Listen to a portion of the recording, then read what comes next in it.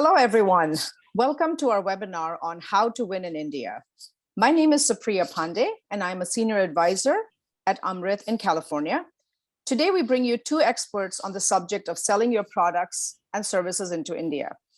Based in New Delhi is American-born Eileen Nandi with the US Department of Commerce, where she serves as Minister Counselor for Commercial Affairs and is the top commerce official in India. Based in California is India-born Gunjan Bagla, CEO of Amritt Inc. You have seen both their bios on the screen, so I'm not going to repeat them to you. You can also check your chat box for a copy of their bios. So we're going to go ahead and get started with Eileen. Eileen, I was wondering if you can talk a little bit about your exposure to India and your time spent in India. Thanks. Sure, and thank you so much for having me on this event. And Gunjan, it's really a pleasure to be speaking with you again. So I've been in, this is my 10th year, 10th non-consecutive year in India. I've served in Kolkata, Chennai, and Delhi. The US Department of Commerce has 7 offices across the country. So we are well situated to help you with your export needs. And we also have a wide range of US export assistance centers across the country in the United States. So I think some of my colleagues are on the line, and they can help you with your export needs to India and anywhere around the world. So really look forward to this event and hope to answer as many questions as possible. Great. Thank you, Eileen. Gunjan, how about you? Can you talk about your exposure to the US-India trade? Sure. Thank you, Supriya. And Eileen, thanks so much for joining. I remember you and I first met when we both spoke at an event in St. Louis, maybe 15 years ago. And subsequently, I met you in Chennai when you were posted there again many years ago. So it's great to be on this webinar with you. I grew up in India and I worked for a company called Larsen & Toubro. I was actually involved in a business there that was an affiliate of Caterpillar and one other US company, at that Larsen & Toubro factory. So my exposure to US-India trade goes back to shortly after graduation, but I immigrated to the US and lived here for a while, started Amritt about almost 20 years ago, and have tracked the US-India trade, basically primarily working with Amritt clients in the USA, a few in Canada and a few in Europe, but 90% of our clients are American companies of all sizes. And so most of my learning has come through the engagements with our clients. I've also written a book about India. I teach workshops, but those are all secondary activities. Primarily, my focus is helping US companies to succeed in India. Great. Thank you, Gunjan. All right, so I think we're going to kick off with a poll just to kind of get started. So I'm going to present a poll on screen. Please do answer, everyone, and we will then share the results.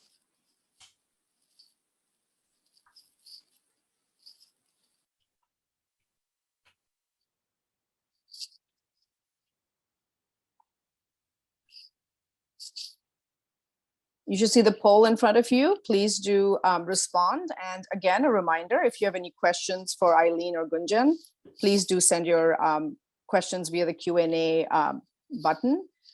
If we can't get to all the questions, we will definitely get back to you, at post-webinar. All right, I'm going to end the poll and share the results. All right, Gunjan, any thoughts on what you're seeing?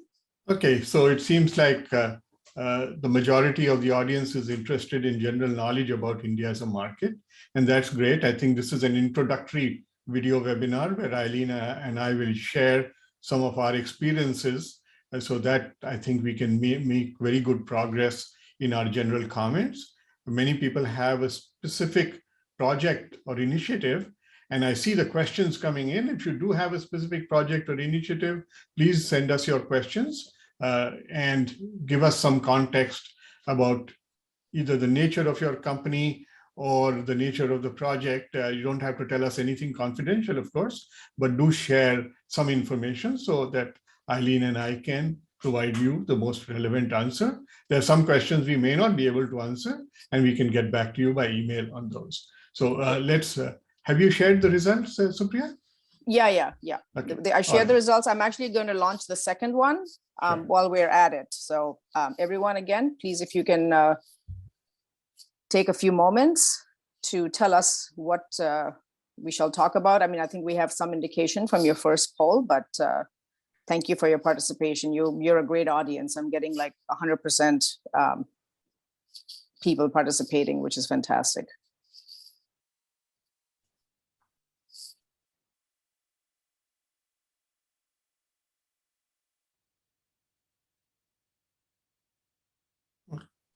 All right, I'm gonna end the poll and share the results.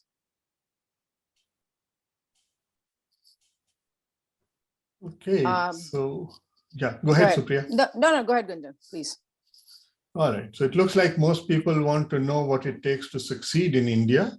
And Eileen, I think this is a subject of great, of great interest to both you and I, so we can talk about that. And then common mistakes.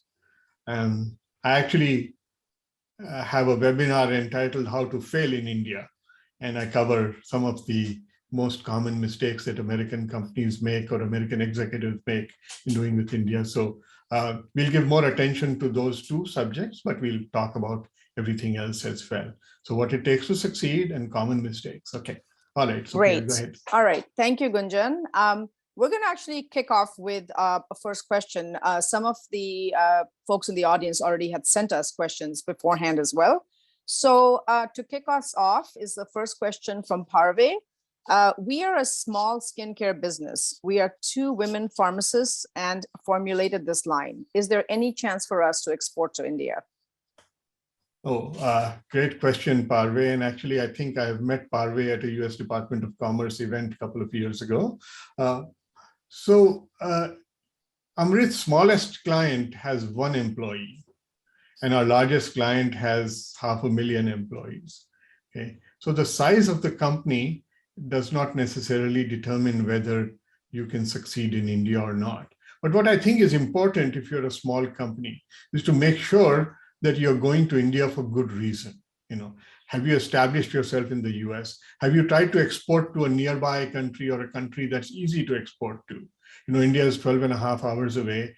It's a very different culture. So there are companies today in the US and particularly in California who are making India their very first market, but they are doing it with great thought and focus on that market. A couple of them are actually on this webinar today.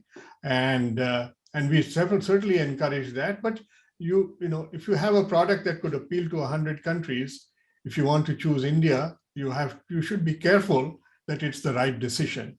And the smaller your company, the more important it is to be careful about that. So I hope that gives you some context, Parve. Great. Thank you, Gunjan. All right, so we're going to go on to the next topic. Eileen, what is the current status, direction of trade, investment, and business relations with India? Thank you. So you can look at the current trade status either as an optimist or a pessimist. So I am usually an optimist, so I'll talk about the fact that our trade has never been better or bigger. In 2019, our bilateral trade was over $145 billion. And that's far exceeds where it was when I first came to India in 2006, which was about 26 billion. So the numbers look rosy, but I would say given the sizes of our economies and the really strong people-to-people ties, we could be doing so much more. On the negative side, India is putting up a lot of trade barriers. There's a drive to be what they call self-reliant, and they want to indigenize a lot of manufacturing. And this is causing problems, particularly in government procurement. So I can provide more information, and we're working a lot with companies on how to sell with these restrictions that are coming up. But even despite the restrictions, like I said, the numbers are increasing. And so far for 2021, if the current trends hold, it looks like we will exceed our 2019 numbers. So even though it's kind of like whack-a-mole, even though more problems are coming up, US companies are still selling.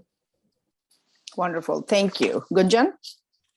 Yeah, so when I started Amritt, I remember attending a conference in Washington where one of the senior cabinet officials said, "Hey, India is a great country, but our bilateral trade with India is less than that with a small country like Belgium." I think at that point, India was the 25th largest trading partner to the United States, and basically trade with India was a rounding error for most, from the perspective of most American companies. Well, that has certainly changed dramatically. India is now within the top 10 trading partners for the most part, and is on the rise every year. We see that also in the attention given by every president since Bill Clinton has made a trip to India. Barack Obama went twice to India as president, and with President Joe Biden, again, several of his cabinet officials have traveled to India early on. And again, that's a sign of the importance. Political alignment between the two countries has also grown. Person-to-person interaction has grown as well. So India is very much in the focus of companies that care about international expansion. Unfortunately, we don't always see that in mainstream American media. So some of that gets missed unless you read the Wall Street Journal, which is about the only publication that has a strong business presence of reporters in India. So that's something that I think is a work in progress. But yeah, as Eileen said, the bilateral trade has grown dramatically. There are problems, but there are always problems with two large democracies interacting with each other. The US has issues with Canada, we have issues with Europe, and we have issues with India, but that's, we work around those. Great. Thank you, Gunjan. All right, so we're going to switch modes here just to kind of keep it moving. And I'm going to play a couple of videos that Gunjan wanted us to share. So give me a moment while I do that. Okay, so while you're setting up, let me just tell the audience what they'll be about. So the largest private equity firm in the world is Blackstone. And Blackstone has a significant investment in India. They've put in $65 billion. Reports say that they're earning a 30% return on their investments in India. And the first video will be from Steven Schwartzman when he met the Indian Prime Minister last month. India has been Blackstone's best market for investment in the world. I know that sounds sort of remarkable, but it is. We have a terrific team there in both our corporate investments and our real estate investments. The country is the fastest growing country now in the world. And so we're very optimistic. We've done great, and we're proud of what we've done in India. Okay, so the next one we are going to play is from John Chambers, the former CEO of Cisco, and he's a big Indophile as well. Go ahead. Because I believe India was going to make more fundamental change than any other major country in the world. And that has occurred. You've seen it in terms of job creation. You've seen it in terms of being #1 in GDP growth. You've seen it in terms of American and other companies investing more in India than they did in your neighbor in China. Nobody thought that would happen 5 years ago. So I believe you're on track for really not just making a difference over the next 5 years, but if you continue these programs and policies, you'll do it for the next 25 years. Great, thank you. All right, we're back. Hope you enjoyed those little clips. We're going to move on with Gunjan. Would you like to share some examples of US companies' success in India? Oh, yeah, absolutely. So I'll give a few examples. Early on in Amrit's existence, we were approached by a company that came out of Mars, the candy company, but this particular business unit had designed a way to recognize currency, because they had all these dispensing machines where people would put in coins and dollar bills, and they wanted to have a reliable way to determine, whether it was a real dollar bill or a fake one. And then they wanted to export this technology worldwide with many, many different applications. So it turned out that in India, there was an application suitable for like the metro train systems, the suburban train systems. There was also other specialized markets that this product could apply to. And they were only selling the currency recognition part, which then had to be embedded into a much larger machine that would process everything else, print the tickets and do whatever else was necessary. So we found that for this particular company, we needed a combination approach. For the metro train kind of sale process, that's a multi-year cycle to win a particular engagement. And they really needed a dedicated salesperson on the ground in India. So that's what we recommended. And then for the other types of sales where they were going into these vending machine kind of applications, we really needed to find value-added resellers or OEMs who would manufacture the machines in India, but use our clients' currency recognition system. So that sale would happen through smaller value-added distributors and resellers.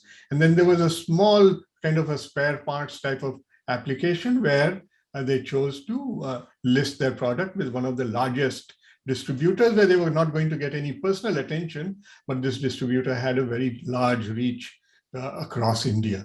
So we had to take a three-pronged approach to make this work. So that's kind of one example. I'll give you another example with a nutraceuticals company. We've worked with many companies in what used to be called vitamins, minerals, and supplements, and now is referred to as nutraceuticals. To get those products into India, you really have to focus on the right segments, because India is a large manufacturer of similar products. And so if you just sell something that's competing with the large Indian manufacturers, it becomes much harder. But there are niches where products of American origin are particularly desirable in India. And what we have to do is to find the right distribution pattern. And for this particular company, we chose to have regional distributors. So we had a distributor in North India, we had another distributor in Mumbai, and a third distributor located in the southern part of India. Over time, we've also gone into e-commerce with this particular client because e-commerce has been booming in India. Now, let me give you a very different example. The Boeing company, which is probably the most successful American exporter into India. For Boeing, we have trained probably 40 of their executives over the years through the workshop that I run on doing business in India, which very much tailored to the needs of doing business in defense and aerospace in India. So, the needs of each client are different, and we have to meet them according to their expectations. But let me also give you some examples of companies that aren't our clients. So Amway, which is well known in the US, actually has done remarkably well in India over the last several years, and has now invested over $200 million in a factory in Tamil Nadu, where they are producing many of their products locally so that they can sell to a much wider range into India. You look at a company like Abbott, they've been in India 100 years. And they have factories in Gujarat and other parts of the country where they are producing product to sell across the country. But let me stop there. There's many other examples.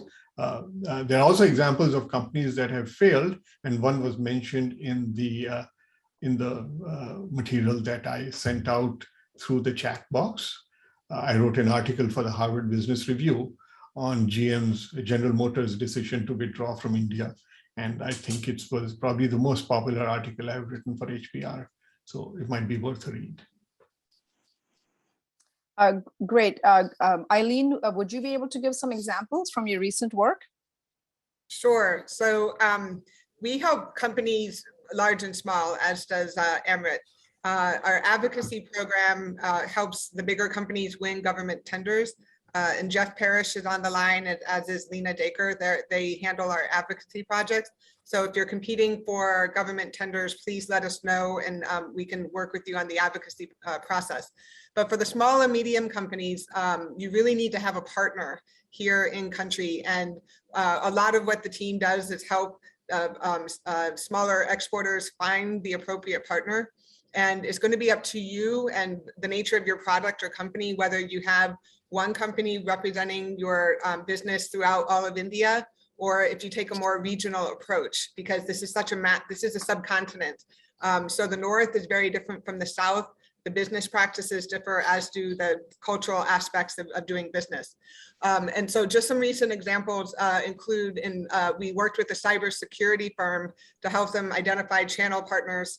And so just in the past few months that we've been working with them, they had 5 new partners and they're doing very well selling. There is a water treatment company that we hosted in 2019. At that time, we set them up with a partner. But since then, we've been helping them and their local partner make actual sales. And somebody mentioned cosmetics at the outset. We helped a kind of like a hair dye company, again, find partners. And for cosmetics products, there is a registration process that one must go through. We walk them through that process to get their products registered in the market, to get the clearances to sell. So whether it's getting your stuff out of customs, whether it's finding out how to, if there's registration requirements, labeling requirements, India is trying to have India specific standards, we can help you navigate that process, help you find the partner to make your sales. Wonderful. Thank you, Eileen and Gunjan. Gunjan, I'm actually going to interject with a couple of questions that have come up. I think one is specifically for you. I think earlier on, you were talking about being careful about your decision to go into India, and Steve is wondering what you mean by that. Yeah, so, when you're looking at export markets in general, there are no easy wins. If you want easy wins, you should stay close to home. That being said, the export potential is huge. And before you start doing business, you really need to evaluate the size of the market. You need to evaluate which of your products will fit best. You need to evaluate your price points. You need to evaluate your distribution partners if you're going to have them, and have some kind of a phased marketing plan. So for medium to large companies, often that work can be done in advance, and medium to large companies will often then want to travel to India to be able to assess the situation firsthand. With the pandemic and the changes that have happened in the last couple of years, many times people are actually able to bridge the gap and not have to travel to do that, right? But what you don't want to do is you receive an email from some random company in India. They say, we love your product, we'd like to distribute it, and you sign an agreement with them, okay? Without that due diligence of knowing, what kind of company is it, what is the scope. Everybody will tell you, they can sell nationally, or they'll say, I have a cousin or a brother-in-law, in this city or that city, that's just talk, you don't take that seriously. You really have to evaluate the merits of that partner. And over our engagements, we have found in the last, almost 20 years, that 80% of the time when an Indian company has approached a Western entity, they are probably not the right partner for that company. Okay, a little bit of digging, a little bit of searching will yield a better partner. Now, there are many exceptions, so I'm not saying this is always the case, but it's something that you need to be prepared for and be careful as you decide to enter a market which is literally on the other side of the world. So you don't want to make a mistake like this company from Texas came to us. They were a medical device company. They had registered the product with an Indian distributor. The registration was valid for 3 years. In those 3 years, that distributor made precisely $0 of sales. But they couldn't go to anybody else because that distributor had an exclusive right to sell into India. Okay, that's the kind of situation you don't want to end up in. And if this happens, and I'm jumping ahead now, it's almost always because not enough preparation went into the decision making. So that's something that I think is very important. Great. Thank you, Gunjan. We also have Arvind asking that the webinar refers to India as among the largest export markets for US companies, which is true, but isn't India also an attractive destination for foreign direct investment? Eileen, would you like to take that? Sure, I can try. So I should mention, we really help US companies export to India, and we help Indian companies invest in the United States. That said, we, with the companies who are here and companies who are looking to invest, oftentimes reach out to us. So yes, Invest India is the government of India arm that helps foreign companies with the process. So if any of you are considering investing, we can help connect you with Invest India. They are highly proactive, professional, very responsive, and they do a really good job for that. And they can walk you through the different processes and help you at the state level as well. So each state, as states in the United States, competes to attract investment. They have different incentives, different kind of ease of doing business factors. And, I think it's, companies are looking at supply chains and looking at getting closer to the customer around the world. So Invest India, if you're looking to consider investment options, they would be a great partner for you. Great, wonderful. Thank you so much, Eileen. I also just want to mention to the audience that we're getting some very specific questions. So as part of the webinar, I think, at first I'm trying to get questions answered, which are more general, and then we can get to specifics either at the end or later, if that's okay, Gunjan and Eileen. Okay, moving on. Eileen, if you can explain to the audience a little bit about how to work with India during the COVID-19 pandemic. So we've been working largely virtually since March 2020. In the past couple of months, I think everybody knows the months of April and May were horrific here in India. The country pretty much across the board was hit very badly. So it took some time for people to grieve and recuperate from that. But I think one, I guess, benefit, if you call that, with being hit so badly, is that so many people were affected. So right now, the numbers, touch wood, are very low across the country, and people are meeting in person again. They are, wanting to, socialize. So virtual work has been happening, but I will say that India is very much a face-to-face environment where personal connections mean a lot. And so even if you're looking to export, small quantities of products, your partner will want to know who you are, will want to know that they can trust you. And at some point when you're comfortable and the conditions allow, it will probably be worth your while to pay a visit here, or maybe meet with your partner at a trade show. But meeting in person, breaking bread together, it's very much the done thing. And so I do know my European counterparts are hosting their companies that are coming from Europe, which is obviously closer than the United States. But your competitors are coming here now. And so I'm not saying you have to get on a plane right now, but to have a business deal come to fruition here, almost always it does require face-to-face or getting to know someone. So virtual meetings can get you to the next stage. But very rarely, I think, would people conclude a business deal just by meeting somebody on screen.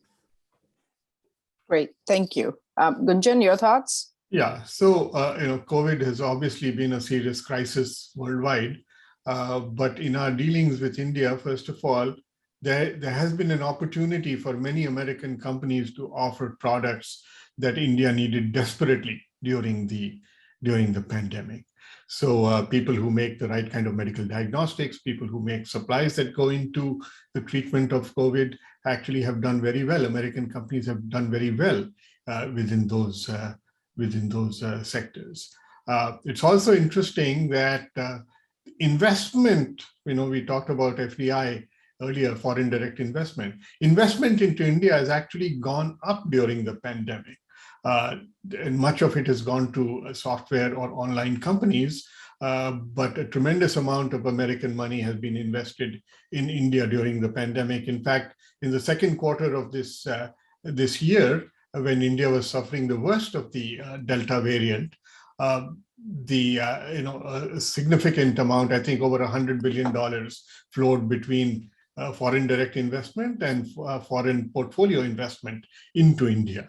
So American companies and companies worldwide are recognizing that India will get over the pandemic, and that the growth story of India is intact despite the setback of the pandemic.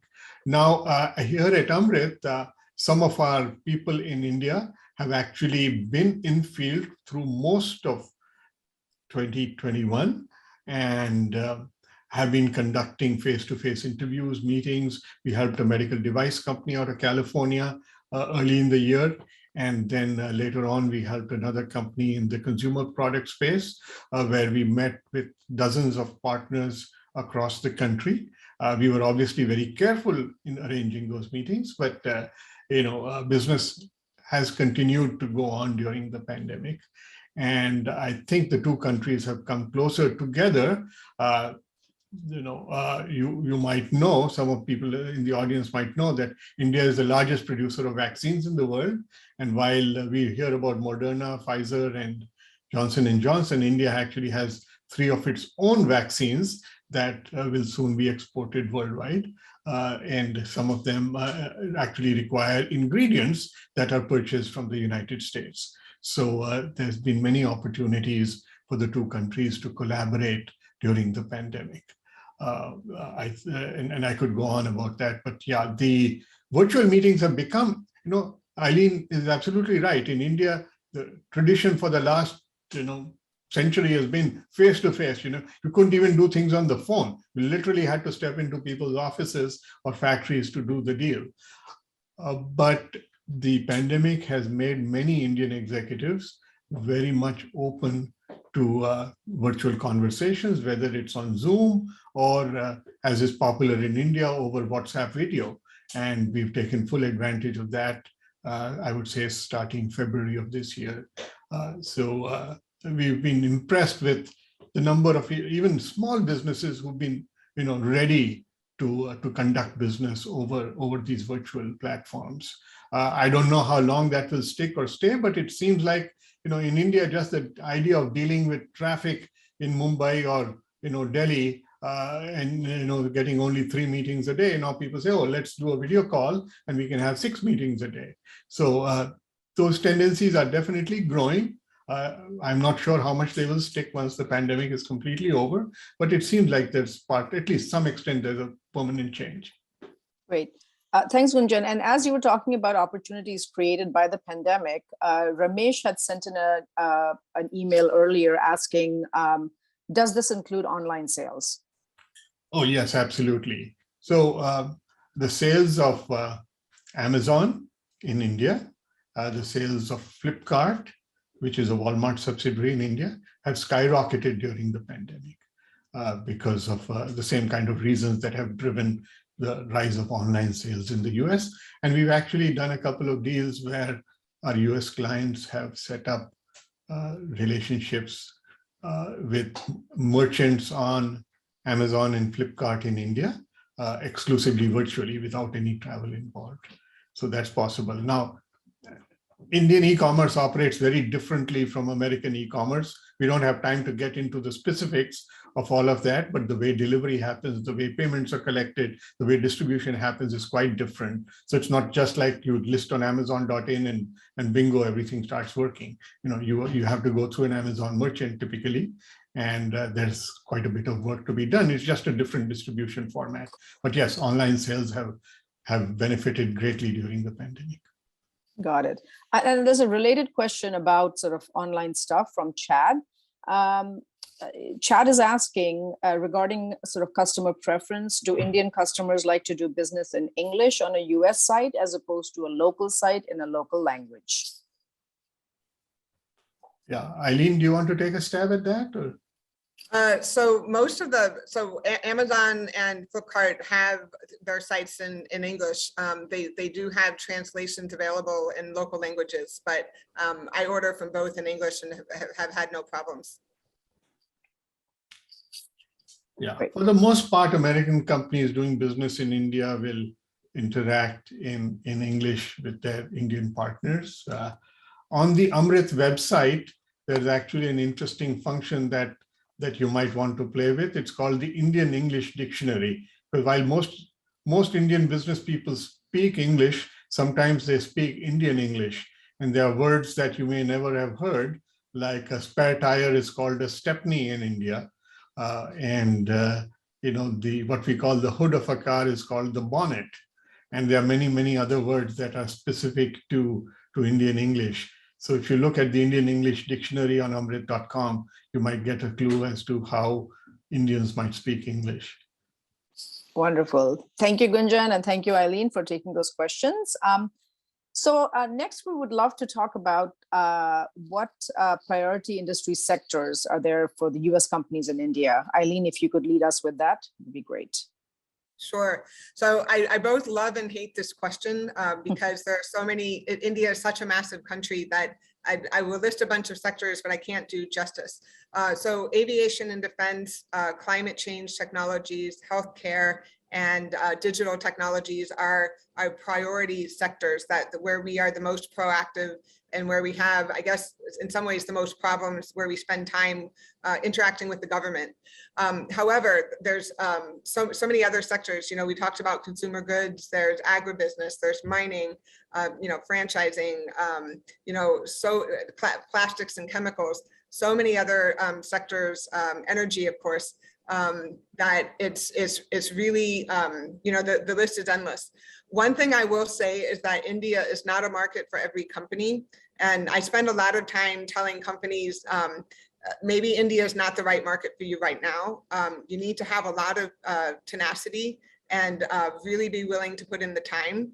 Gunjan mentioned, yes, online you can meet with 6 companies in a day, but you are going to have to diligently follow up with these companies and develop the relationship. When you reach out to us, and we're happy to help advise you if there's a market here, part of that assessment is whether you have the time and the bandwidth to devote to the business development efforts that are required. Great. Thank you so much. Gunjan, would you like to talk about what it would take to, or what does it take to succeed in India? So to succeed in India, first of all, what's important is preparation. India is almost never an opportunistic market. There are some exceptions, but for the most part, you have to have some groundwork and preparation. The second important thing is patience. You might, conclude a deal in a few days within the US, or maybe between a US company and a Canadian company. But in India, it does require time. It requires repeated interactions.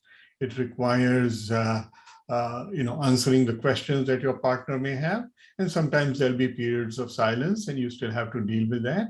So, being persistent across all of those issues, I think, is very important.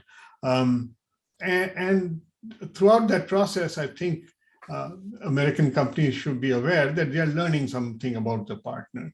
So often, a potential partner will express great interest.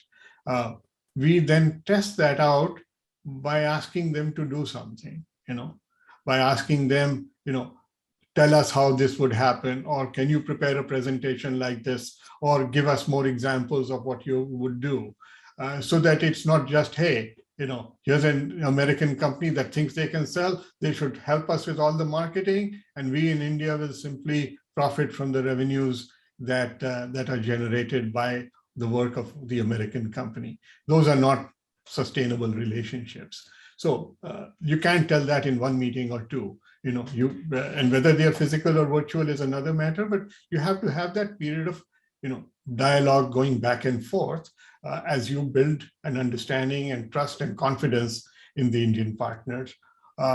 and this is also true if you're hiring employees. If you're, there are some of our clients who've gone straight to the degree of creating a subsidiary in India and hiring employees. Again, the same thing is true. You want to be sure that the people you are hiring have your best interests at heart and that they're working fully and wholeheartedly for you, and that they're the right, they have the right qualifications.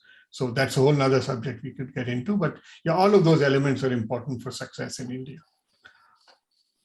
Great. Thank you, Gunjan. I just wanted to let the audience know that there's a bunch of folks are sending us actually questions via the chat box instead of the Q&A. So, which is fine. I will go back and look at that. But in going forward, if you can use the Q&A box, that would be tab. That would be helpful. All right. So, Gunjan, Dr. Kate had asked a question about pricing differential in India compared to the US. Yeah. So the popular belief is that you must have your product selling it in India at a lower price than you do in the US. And in many cases that is true, but there are numerous examples that we've worked with where a premium price product was sold into India without a significant discount of any kind. The most prominent public examples are the defense equipment that India is buying.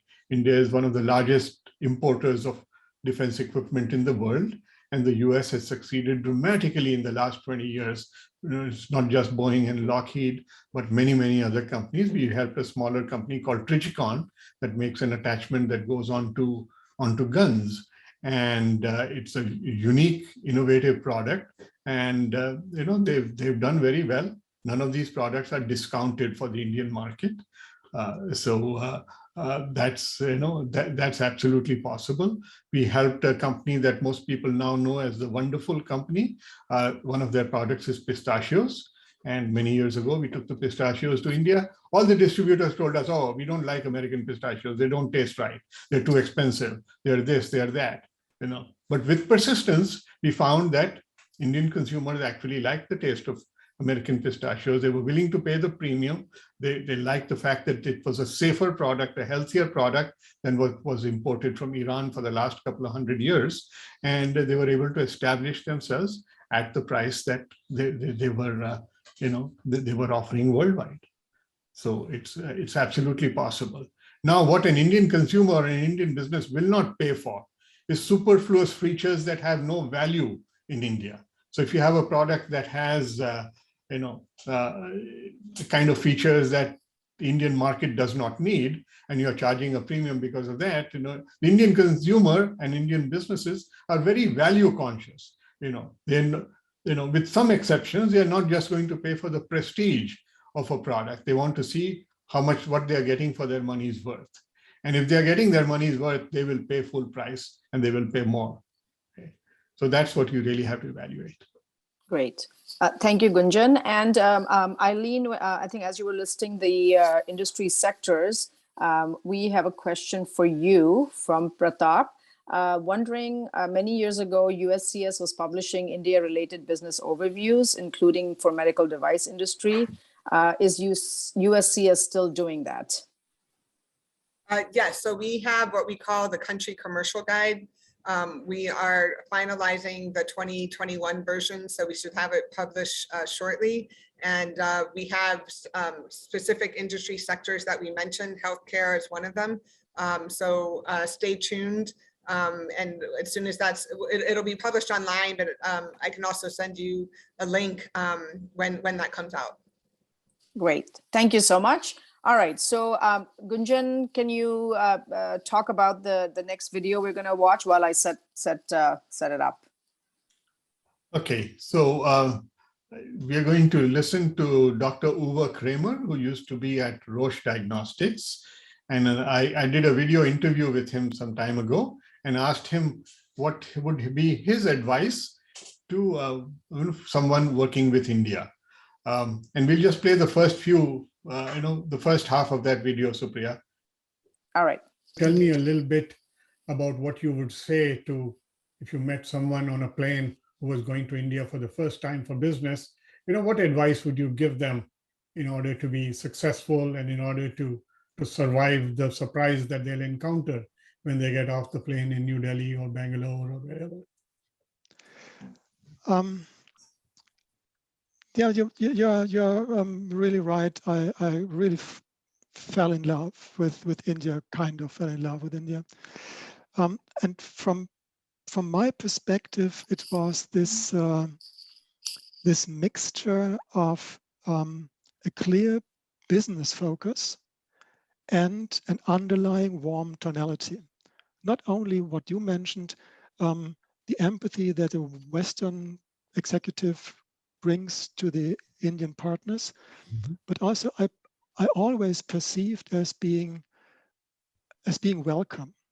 And so in discussion, even in hard business negotiations, there was always a warm underground tonality. And so even that there were a clear focus on results, timeline, budget, you name it, there was always a warm underground tonality, warm, open, caring, supportive culture. We can stop right there, Supriya, if you like. Yeah, Sure. you mentioned. Okay. So when Uwe talks about the warm underground tonality, he's German. And what he really meant is a warm foundational relationship attitude. Relationships are important in every culture, but they're more important than, in India than other countries. And that's really what he was referring to. He traveled to India. I think he and I traveled together at least half a dozen times. Then he went back to India maybe another dozen times in his role at Roche. Okay, we can move on. All right. Thank you. Thanks, Gunjan. Eileen, moving on, could we talk a little bit about how we build trust with Indian employees, channel partners, and manufacturers? Great question. And I think to a large extent, it's the same principles that apply anywhere, right? You need to take the time to develop the relationship, be true to your word, and, when you ship a product, you want to get payment.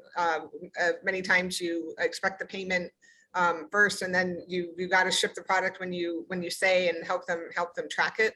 One issue that comes up a lot for U.S. companies is after sales service. So I think sometimes, especially the smaller companies, sell the product and then think that that transaction has ended. Whereas it's hard for the Indian side. They need to know that there will be the help down the line. And this is where some of the European and Asian competitor companies have been able to deliver much more. So trust is not just buying and receiving the product, but it's also throughout the life cycle of the product, being able to service and provide information. Great, thank you. Gunjan, do you want to add anything? We are a little tight on time, so a few words would be great. Thanks. Yeah, I think Eileen covered it well. Okay, wonderful. All right, so we're going to go ahead and run a poll. Gunjan, would you like to still do that? Please. Okay. Thank you.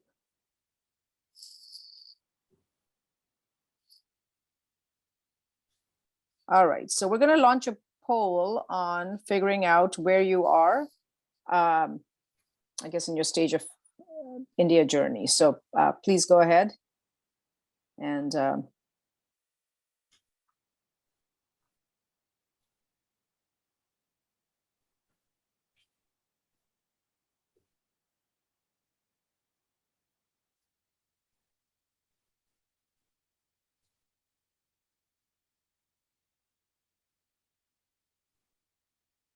all right, people are still answering, so I'm just going to give it a second here.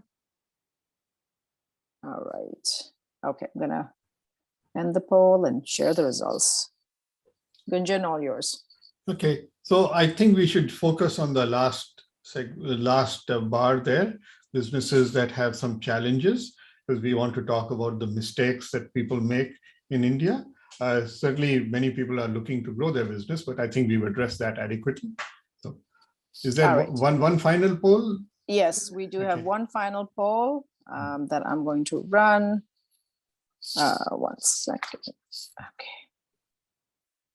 All right, this is about which region is of greatest interest to our audience. So again, please go ahead and answer.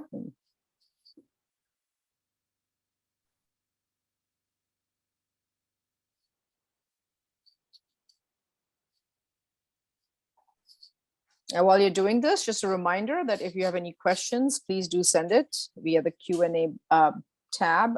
Again, we have received a lot of questions, so in case we can't get to all of them, we will get back to you via email. And I'm happy to stay on beyond the allotted time to answer the questions, but please, audience members, please send them through the Q&A box. The chat is very hard to manage, and that's why we repeatedly said use the Q&A, because then we can track them much better. Right. Okay, All right. so you're sharing the results already, right? So we don't need to discuss this one. Clearly, people are interested in many countries, and it's not surprising that India leads this. That's why you're here. So good. Let's move on. Great. All right. So moving on, we would love for you both actually to talk about what are the key mistakes made by US companies as they enter the Indian market. Should I go first, Eileen? Yeah. So in the interest of time, I'm just going to focus on the biggest one. Okay. Many American companies and many American executives, when they deal with India, they don't listen carefully enough. Okay. They hear some words and they jump to conclusions. They don't really get to what I called in my book, the song behind the words. Okay. You can hear the words from the Indian partner and say, oh, this is what they said, or this is what they put down in email, and jump to a conclusion. That conclusion may be valid in Nebraska, but it's not valid in New Delhi in many cases. So you really have to go deeper than that and understand the intent of the Indian partner. What is motivating them to do this? What are their worries? What are they afraid of? And how can you address them? Okay. This is very important, I think, and this is one area that is often missed by people, and it's missed for one other reason, which is that most Indians do speak English. So there is the illusion of communication that happens when somebody from the Indian side says something. You go to Japan or you go to China, you know that the culture is so different, and maybe there's a language interpreter, there's a translator of some kind. But in India also, you need a cultural interpreter. You want to be able to understand, what is not being said, and sometimes that has the most important value. So we can get into examples later on in the Q&A, but yeah, to me, that's, over 20 years of doing this, the most value we have ever provided to our clients is always around the things that they didn't know to ask and we brought up, or the things that they should have been worried about but didn't bring up. Great. I would Eileen? I would just add, I think sometimes US companies look at business as a transaction and rather than a relationship. And so, I've mentioned several times, relationships really matter here, and you need to take the time to develop that. I've already talked about the after sales service, which sometimes is lacking. And then I will address price. I know Gunjan mentioned that sometimes Indians will pay a premium, but this is one of the most price sensitive markets. And so the companies here will drive a bargain. You most likely will need to factor in a pricing strategy. And then depending on what your product is, certainly if it's something on the consumer side, look at localizing it, meaning adapting to the Indian taste or sizing preferences or whatever that might be. But again, your partner will be able to help you with those types of tasks. Okay, absolutely. Anything else, or should I ask a question that somebody's asking? Yeah. Are we done with the formal part now? So yeah, I didn't know if okay. You had both. Anything else? So Vishal was asking, what are US companies most worried about when doing business in India? Or I guess it should be, what should US companies be, most worried about? So I think my answer to the previous question kind of applies here, that you need to think not only about the obvious questions, but the questions that you might need to be asking that you haven't thought about yet. And so you need expert guidance, whether it comes from someone on Eileen's team or it comes from a company such as Amritt or others. I think it's important to have that expert guidance on dealing with India. India is full of surprises, and I want to point out one other surprise for those of you who are not from India. When you look at the backdrop to my screen, you see this structure that most people, when they look at it, they say, "Oh, why are you showing me the Sydney Opera House?" Well, that isn't the Sydney Opera House. It is a temple. And when I ask people which religion might this temple represent, it's a religion that most people have not heard about. It's not Hinduism, not Christianity, not Islam, not Jainism, not Zoroastrianism. It's actually a very small religion called the Baha'i faith. And the Baha'i faith has only 5 temples, one on each continent. This one is in New Delhi. It's called the Lotus Temple, and it was funded by a Pakistani person who never saw this temple. So it's a modern structure. It was built in 1986. And I just wanted to give that example as to how India will surprise you. If you are ever in New Delhi, I suggest you take a few minutes to visit this place. It's gorgeous and very impressive. I know it's a little bit of a tangential answer to the question, but that's something you have to, keep in mind, that look for the surprises, look for the unexpected. And if you don't see anything surprising or unexpected, that means you just haven't looked hard enough. Great. Thank you, Gunjan. And thank you both for a great presentation today. I think we're done with sort of the formal part, and we're just going to continue on with questions, I think, as long as, Gunjan, you and Eileen can answer. We do have just a couple of minutes left for the formal end to the webinar. For Eileen, I guess, Kim is asking, are sales from a B2B standpoint, are sales via the web becoming more common, or are those sales typically more traditional face-to-face? So as Gunjan mentioned, the pandemic has really accelerated the use of e-commerce. And so, yes, the selling on platforms such as Amazon, Flipkart, and other platforms is very, very accepted.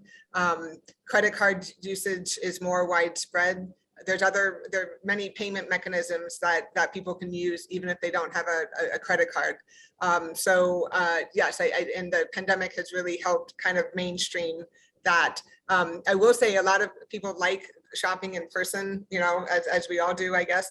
But I think e-commerce is likely here to stay. Thank you, Eileen. We also have a question from Deanna asking, does India publish a list of denied HSN codes or products that aren't available to sell from a US company exporting to India? As far as I know, there's only a small fraction of things that are not able to be exported, and we can send that across. But the vast majority of products are technically open. There are tariffs and other, non-tariff barriers that make it difficult for some products. And I spend a lot of my time doing that type of work with the government of India. But it's a fairly open market from the perspective that they don't have too many restrictions. Great, thank you. I would only add that, like in the areas of defense, there are technologies from the US that cannot be exported to India because of US restrictions. So anything to do with ballistic missiles, for example, India is developing a wide range of missiles, but US companies cannot collaborate in that area because of US restrictions. And likewise, around nuclear weapons, there's restrictions. Civil nuclear is wide open, but military nuclear is not. As far as restrictions on the Indian side, I think that was a question. I'm not really aware of many. There are a couple of curious ones, like India won't permit the import of used computers and used phones. I know that has been a thorn in Apple's side for a while. And that's the only one that's top of mind to me. There are, as Eileen said, some non-tariff barriers in other areas, but there's no explicit limitation that I'm aware of, in a broader sense. Gunjan and Eileen, we are kind of a minute past our official deadline. Are you guys okay to continue? Because we do still have the audience is still waiting to hear, answers to all the questions, I guess. We have a lot of them. Yeah, I know it's very late. Yeah. A few more minutes.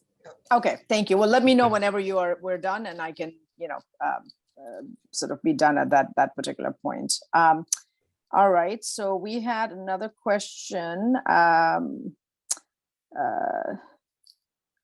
TJ asking, how direct should business discussions be?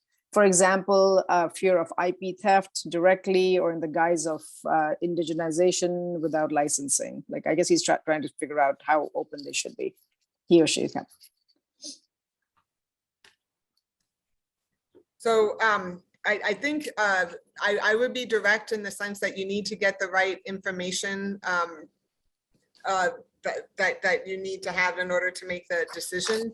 I would say Indians are culturally less direct than Americans are, especially if they have bad news to convey. So, an American would say, oh, that's a great product, but just not appropriate for my line, so that's a dead end and you move on to the next one.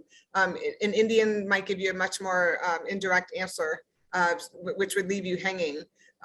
So Americans tend to be very direct and Indians are much less direct. But if you have a specific business model, if you need information on whether it's going to work, I think you need to be direct to get the information you need to make the best decision to move forward. Great, thank you. We have a question from Kenneth asking about duties on exports from the US to India. Are they rising or lowering? I would say they're rising. So every year India has a budget process that comes out in February, and they put tariffs in the budget. We've seen them go up for medical devices, for automotive products, electronic products.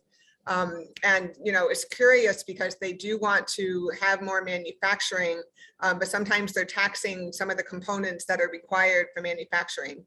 I've seen them rise. There could be tariffs that are going down that I'm not aware of, but companies definitely let me know when the tariffs are rising. Yeah, so let me add to that too. So often, the news is always about rising tariffs and complaints from US companies, in various trade forums and so on. And that is definitely an issue. But there are cases where tariffs decline. Our pistachio client, for example, made a very successful case over 3 or 4 years and managed to get the Indian government to lower their import tariff on pistachios. Okay, it wasn't an easy process, wasn't a quick process, but certainly it was a successful process. And once it happened, a whole range of people took credit for it, which is fine, but it actually took a tremendous amount of effort to make that happen. In medical devices, there has been this curious situation where a complete device imported from any country into India was, could be imported at almost zero or very low tariffs, but the components going into those devices were imported at higher tariffs. So this has put Indian manufacturers at a great disadvantage because if they buy some components from overseas and then build a device, it ends up costing more than somebody who's exporting a complete device from another country. So this is, about a fairly large chunk of our businesses in medical devices.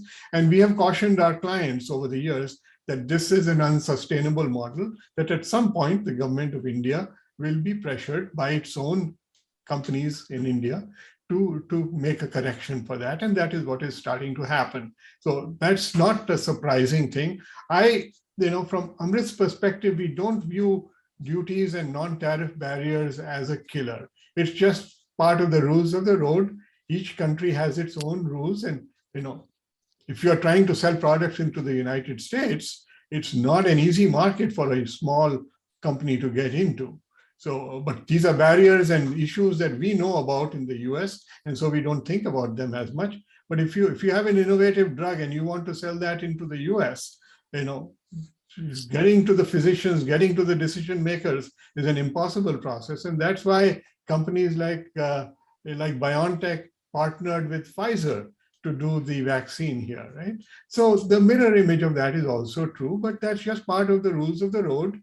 And there's an opportunity for business regardless of the tariff level, regardless of those non-tariff barriers. So I don't see that as a showstopper in most cases. India generally does not have differential tariffs where products from one country will be favored over another. India is a founding member of the World Trade Organization, and with some exceptions, they've generally complied with the WTO rules.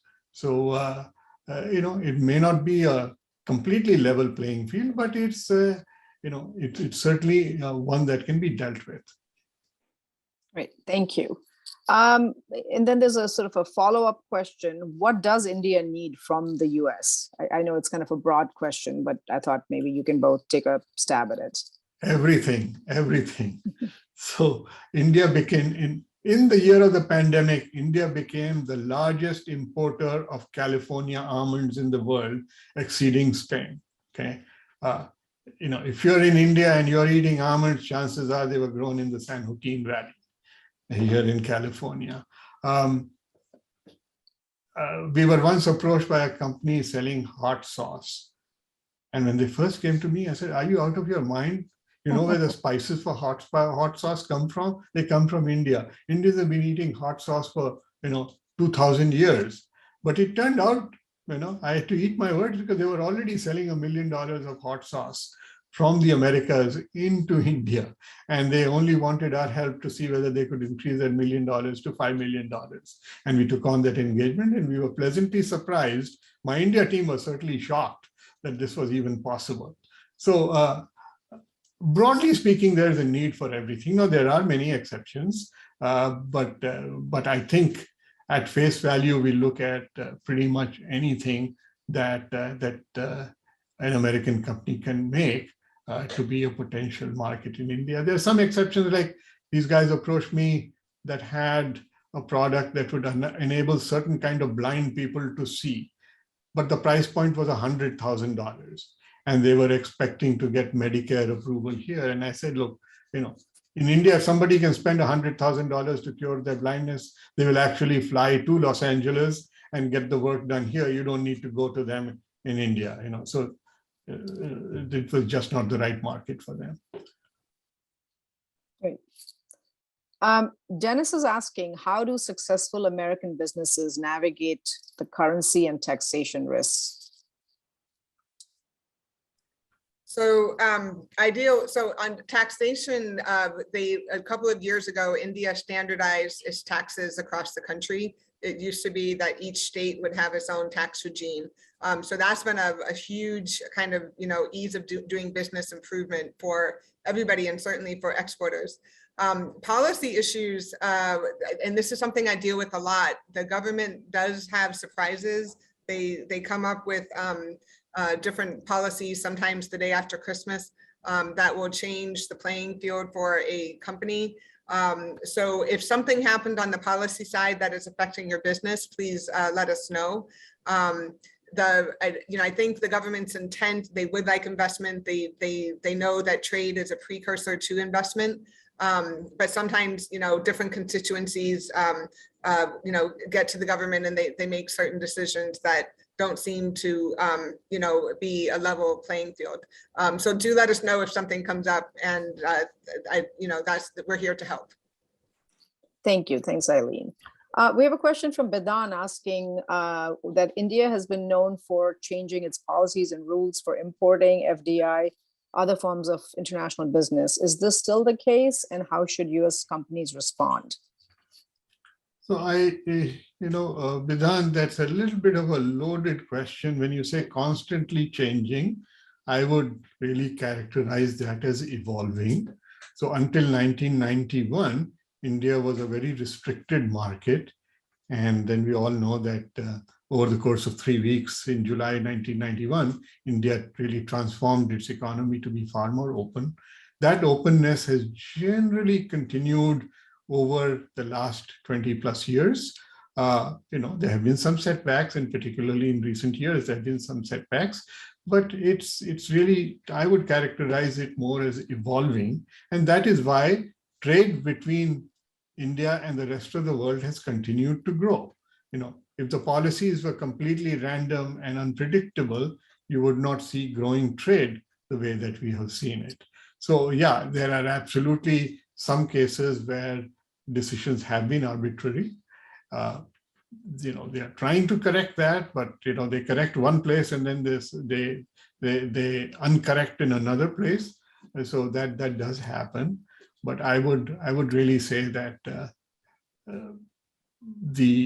you see that in the flow of investment.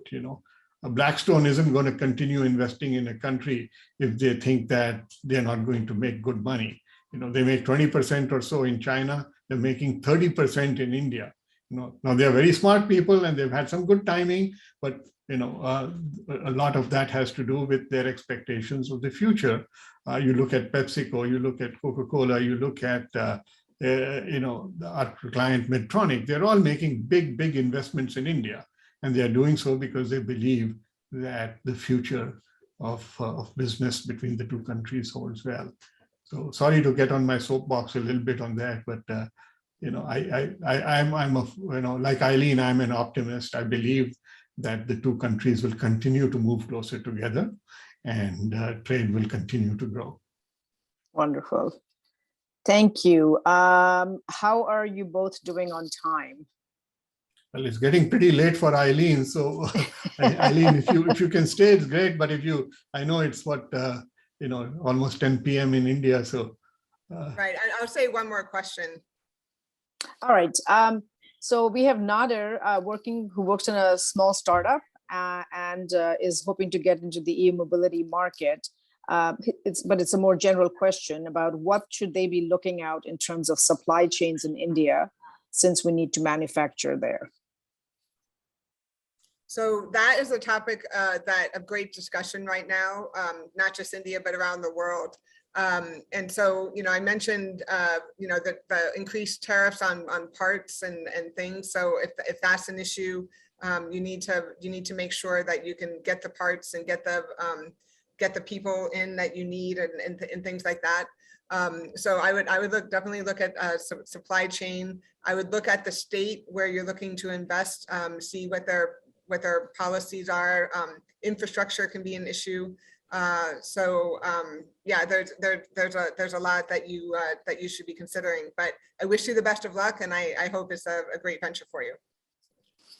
Great. Yeah. So from my perspective, e-mobility is a huge opportunity in India, and it's going to play out differently. It's not just about electric cars, but it's about all kinds of vehicles, often fleet vehicles.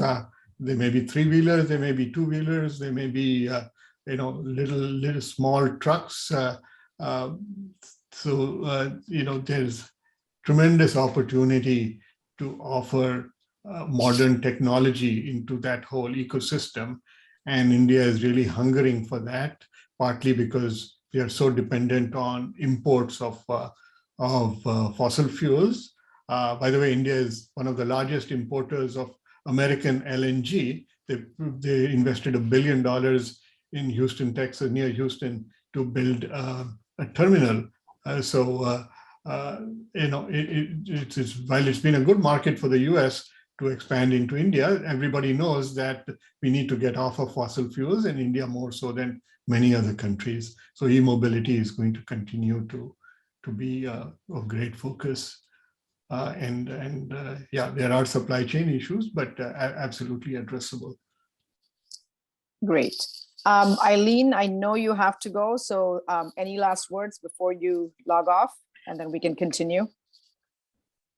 So thank you, Gunjan and Supriya. This has been a pleasure. I'm happy to answer any questions. My colleague Jeff and my team are, we have an amazing team. What I'll do is type my email address into the, I guess, the chat box, so people can shoot me an email. And you know, the Indian market is an important one. It's a big one. It's a growing one. The US-India relationship is on a very positive trajectory. So even if India is not the right market for you right now, it most likely will be a market you can't afford to ignore at some point. So look forward to working with you, and thank you so much for the opportunity to be here. Thank you so much, Eileen. It's been great fun doing this together, and thanks for your help in the background, Jeffrey. Have a good night, both of you. I'll stay on to answer as many other questions as we can. So thanks and good night. Thank you. Thanks, Eileen. Thanks, Jeffrey. All right. Okay, so Gunjan. for the audience, if anybody needs to sign off, obviously you can. But I will stay on to see if we can answer some of the remaining questions. Okay. Sounds good. Yeah. And if there's some that I can't answer, we will forward them to Eileen and Jeffrey as well, and hopefully get some answers by email. We will be sending a copy of the recorded webinar to all attendees. Great. And that was many of folks have asked that question, so thank you for answering that. Yeah. and there are some very industry specific or questions. So I think, Gunjan, maybe those can be handled later one-on-one with with you. Okay. Sure. So this is kind of it's specific, but still general, sort of what is the market? Steve is asking, what is the market for health and wellness products in India? So we kind of referred to it tangentially about, as far as talking about nutraceuticals, which is a part of that whole sector. That's a huge market in India, and it's been growing. We've worked with dozens of companies in that space in recent years. But the broader question of health related products, so medical devices and pharmaceuticals are a big market in India. India produces a lot of pharmaceuticals, but also imports quite a few. So that continues to grow. Medical devices is something I mentioned earlier. We do a lot of work in medical devices. And today, 2/3 of the revenue in the medical device sector is actually driven by companies of US origin. Even though India has lots of medical device companies, typically they make the lower end product, they make disposables, and they make simple devices. Many of the more sophisticated devices are actually produced by US companies and imported into India. There is some manufacture of medical devices of US companies happening in India as well as of European companies. So as the Indian economy grows, as the per capita income grows, as the amount spent by the government on healthcare grows, all those factors are creating a virtuous cycle for the improvement of medical device, pharmaceuticals, health and wellness products. The middle class in India is growing, and as the middle class grows, they are much more concerned about wellness. They want to eat healthy, they want to stay healthy, they want to look good, they want to be fit. And so all of that drives the market for wellness. Great. We have a question from Arvind asking, has India successfully moved up the value chain in IT work from coding as in Y2K to more high margin upstream projects and client value chains? Yeah, so this is a little bit outside the scope of our current webinar talking about exporting American products to India. But at Amritt, we are definitely aware of the other side of the business as well. And yes, India has moved dramatically up that value chain. So yeah, there is coding and basic stuff going on, but Indian companies are inventing entire software products that are being sold in the US. There's a vibrant venture capital ecosystem from the US and from India, driving startups that have reached unicorn stage. And many of those startups are focused on offering software as a service to the US market being the primary market. So they are competing directly with the likes of Salesforce. There's a company called Zoho out of Chennai which offers a product very similar to Salesforce. So it's a complete product, not just software, being written for someone else. On the innovation side, we worked with VPs of engineering and chief technology officers to leverage Indian talent, whether the talent is at a subsidiary in India or at an outsourced partner, and world-class work is coming out of India. Some of the more public information you might know about is that parts of the Boeing Dreamliner were actually designed in India. Okay, the cabin for Marine One, the helicopter that the U.S. president rides in, the cabin was actually built in India. So there's absolutely world-class work, whether it is in IT or in overall engineering happening in India today. Great, thank you. So we have a question from Rika asking, we have been trying to build and market household solar ovens, US designs, to rural women in Orissa and other states as a nonprofit entity. Any advice for attracting an Indian partner to work with assemblers and develop a marketing plan to reach the rural women? Yeah, so the rural distribution in India has grown fairly rapidly, but you have the problems of logistics, you have the problems of low price and low margins. And often I find that nonprofits and NGOs, when they set up their supply chains, don't take into account that while they may be a nonprofit, not everybody else during that whole chain is going to do it for charity alone. So there has to be enough incentive at the local level for people to make money while they get these solar ovens or any other products, into that distribution chain. So that's very important to keep in mind, that you have to look at the whole picture, starting with the consumer in the rural location and working backwards from there. I don't know your specific situation, so I can't give more information right now, but it's, in other engagements that we have looked at, we found that those kinds of issues are often need a little more attention than they have been given. Great. Thanks, Gunjan. We've had a couple of different questions regarding the nuclear industry. So I didn't know if you have a few moments to just sort of talk in general about the opportunities there. Yeah, so let me clarify, when we say nuclear, we are talking about nuclear power generation, right? We're talking about electric utilities and the ecosystems that support them. We're not talking about nuclear weapons, missiles, and so on, okay? We're also not talking about nuclear medicine, which we could be if somebody is interested. India is utilizing, nuclear medicine in many different ways. In fact, we are working with an Israeli company to get their product into India that has to do with nuclear medicine. But let me focus on nuclear energy. So India has had a plan to expand nuclear energy production, really starting from prior to independence. Visionary scientist named Dr. Homi Bhabha kind of drove the policy, and the Department of Atomic Energy is always reported directly to the Prime Minister in India. They're not part of any other cabinet. They report directly to the Prime Minister's office. There's really, today there are the vast majority of legacy plants in India using heavy water technology, which was first deployed by Canadians into India, but now it is run. There was a long period when there was no nuclear energy collaboration between India and the rest of the world, so they have improved the capacity and capability of these heavy water plants. More recently, India has been importing light water plants. The former Soviet Union, now Russia, is probably the most successful there.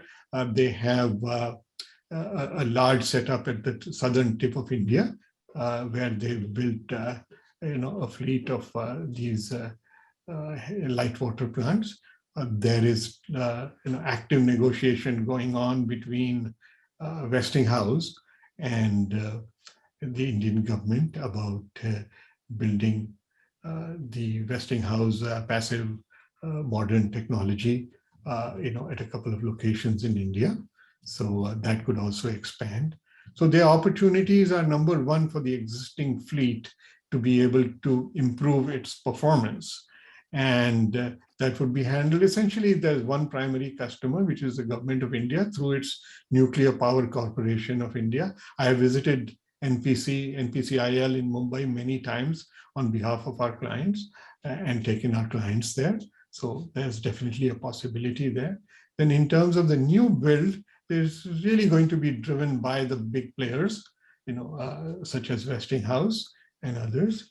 And if your product can fit into that ecosystem or be supported, in other ways through that growth, that's a little bit of a long-term play, but certainly worth pursuing in India, because India has truly committed to meeting the targets set by the Paris Climate Agreement, which means that they have to cut back on fossil fuel consumption over time. They're consuming large amounts of oil and large amounts of coal, and that's just not sustainable. So nuclear is a big part of that solution. Solar is the other big part. So I would welcome, if the questioner wanted to talk about the medical aspects of nuclear energy, we can talk about that too. But as far as nuclear energy goes, that whole ecosystem, whether it's the supply of uranium, the production of heavy water, the building of the nuclear plants, the maintenance, all of those can be opportunities in India.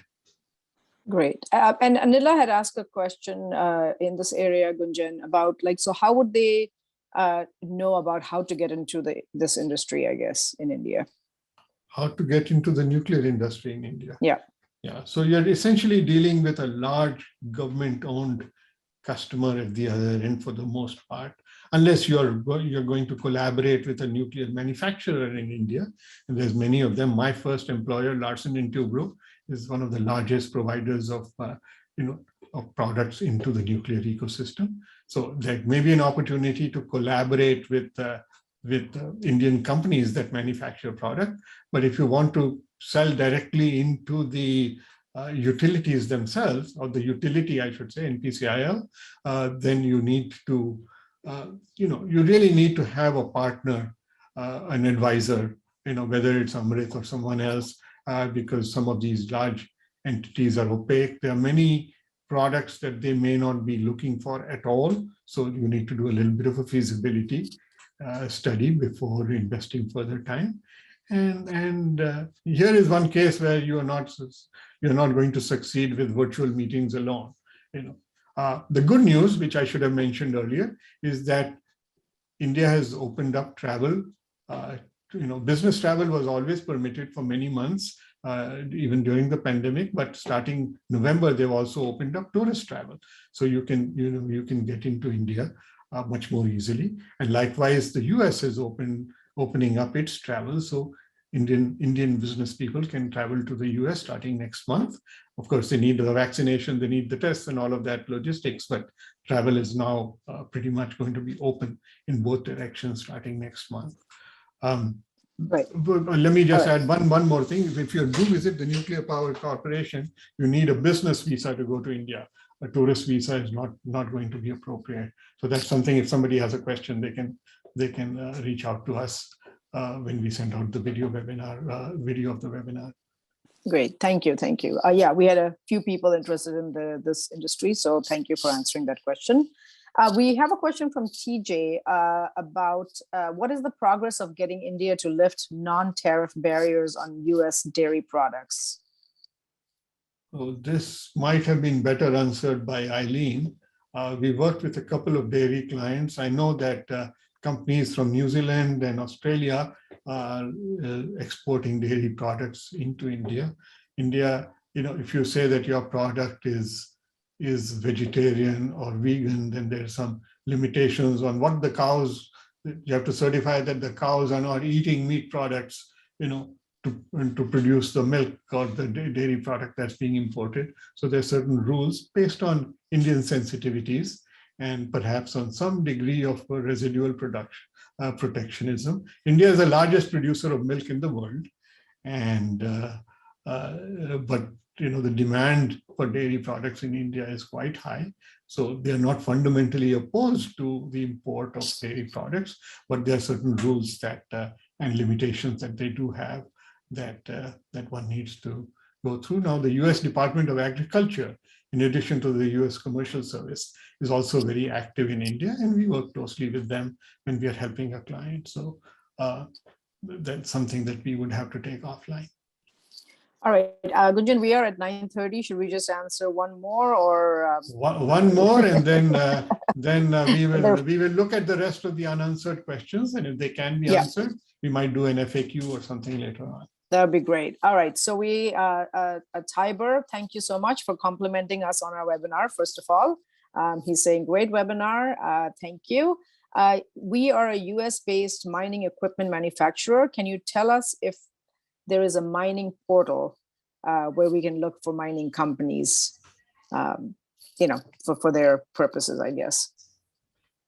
I'm not sure what you mean by a mining portal. If you're saying, is there an organized directory of all the mining companies, prospects that you could find at one location?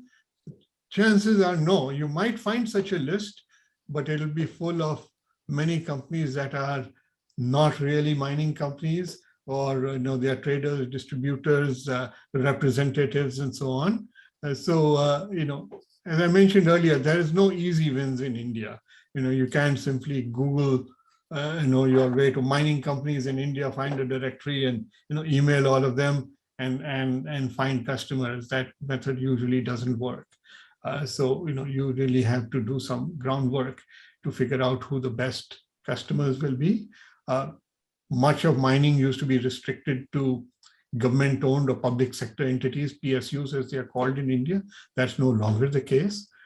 So there is a mix of private as well as joint ventures and government-owned companies.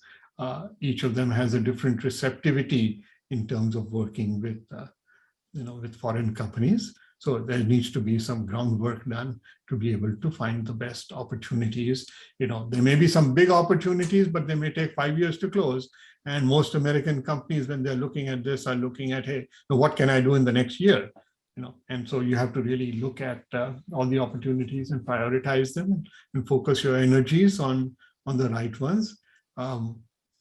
Many times these mining companies are located in remote parts of the country that aren't easy to get to. So that's one more reason you want to do enough planning, because you may not be able to accomplish what you want in a 1-week trip to India if you're visiting remote locations across the country. Great. All right. Well, I think we are at the end of our time. Thank you so much, Gunjan, for staying, almost half an hour beyond our time, and for a very, very enthusiastic audience who has been constantly sending us questions. There's still a bunch that we could not get to, but Gunjan is very good about responding. And so you will hear from him regarding your specific questions.